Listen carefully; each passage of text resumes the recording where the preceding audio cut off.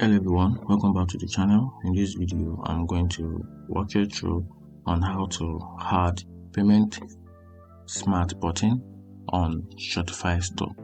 So I'm going to give you a simple and easy guide process on how to add a smart button to your Shopify store with a quick and easy step. So the first thing you have to do is to install the PayPal app. So once you do that, go to the Shopify app store and search for the PayPal app, then install it.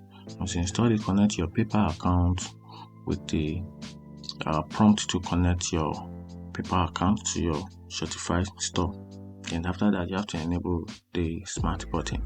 So for you to be able to enable the smart button, you have to go through the process. So in the PayPal app settings, enable the smart button. So for you to get this smart button, you have to go to the PayPal app settings and enable the smart button option.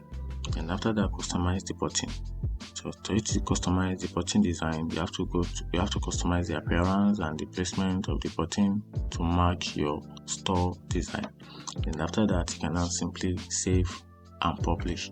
So once you feel like the changes is suitable to your needs, then you can now publish your store.